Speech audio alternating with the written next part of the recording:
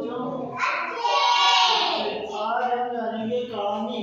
आज मैं कहानी सुनूंगा, है ना। कहानी यह है सारस और लोमड़ी।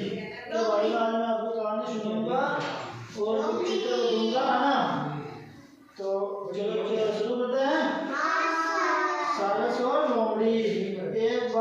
एक बार की बात है कि एक जंगल में चालाक लोमड़ी थी जो हर किसी जानवर को अपनी मीठी बातों में फंसाकर मूर्ख बनाती रहती थी।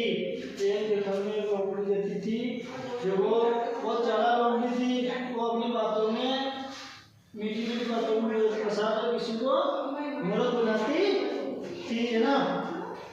उसी जंगल में एक सारस पक्षी भी रहता था। जिस जंगल में लोमड़ी रहती थी उसी जंगल में एक सारस भी रहता था, पक्षी रहता था। ये देखो, है ना। सारस है, ये लोमड़ी, ये सारस है ना।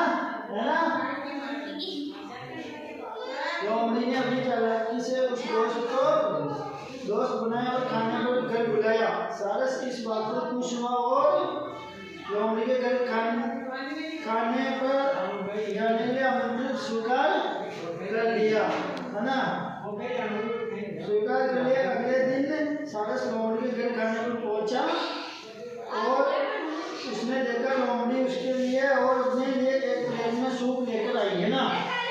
लोमड़ी ने क्या किया कि सारस को घर में खाना खाने के लिए बुलाया था, तो सारस ने उसको इनवाइट स्वीकार कर लिया था।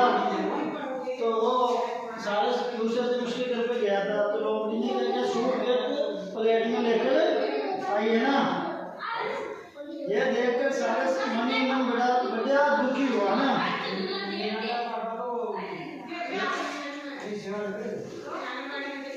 मन ही मन बड़ी दुखी और लंबे चौड़ होने के कारण प्लेट में सूप नहीं पी सकता था। लोमड़ी ने चालाकी से सवाल पूछा, मित्र सूप कैसा लगा?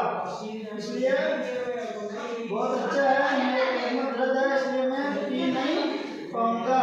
वहां से चला गया। जाते जाते वो सारस दूसरे दिन अपने घर पर दावत निमंत्रण दे गया। अगले दिन लोमड़ी ने किया। कुछ देर बाद सारस दो लंबे मुंह वाले सुरई में सूप लेकर आया, है ना।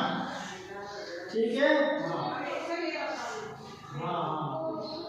सुरई में लगा उस लोमड़ी का मुंह सुरई में घुस नहीं पाया। सूप पीने के बाद में सारस ने लोमड़ी से प्रश्न पूछा, सूप कैसा लगा? इस सुनकर लोमड़ी को अपना समय याद आया। एक जंगल में लोमड़ी और रहती थी, वो बहुत चालाक थी। तो उसने क्या किया कि उसी जंगल में एक सारस पक्षी रहता था। मैं वापस पूछूंगा, अभी पूछूंगा। एक जंगल था, उसमें एक लोमड़ी रहती थी। वो बहुत चालाक थी और अपनी मीठी मीठी बातों में वो फंसा लेती थी। उसी जंगल में सारस था, तो दोनों की मित्रता हो गई, है ना। तो मित्रता होने के बाद में सारस को लोमड़ी ने अपने घर पे खाने के लिए इनवाइट किया। तो वो लोमड़ी ने क्या किया कि दो प्लेटों में सूप लेके आई। तो सारस की लंबी सोच होने के कारण वो सूप नहीं पी सका। ऐसा उसने देखा तो सारस मन में बहुत दुखी हुआ और जाते जाते सारस से लोमड़ी ने पूछा कि कैसा लगा सूप? तो सारस पी नहीं सकता था क्योंकि उसकी चोंच लंबी थी। तो इसलिए वो बोला कि सारस बोला कि मेरे पेट में दर्द है इसलिए आज सूप नहीं पी सकता। जाते जाते सारस ने भी लोमड़ी को वापस अपने घर पर खाने के लिए बुलाया, है ना। तो दूसरे दिन क्या लोमड़ी सारस के घर खाने के लिए गई। तो सारस ने क्या किया कि कुछ जग जैसा था, उसमें वो सूप लेके आया। सारस की चोट लंबी थी तो वो पी सका। लोमड़ी का मुंह सारा सूप तक नहीं पहुंच सका तो वो भी नहीं पी सकी। यानी ऐसा इस कहानी से ये हमें सीख मिलती है कि जैसा हम दूसरों के साथ करेंगे वैसा ही हमारे साथ होगा। चलो खड़े हो। लोमड़ी का दोस्त कौन था? सारस।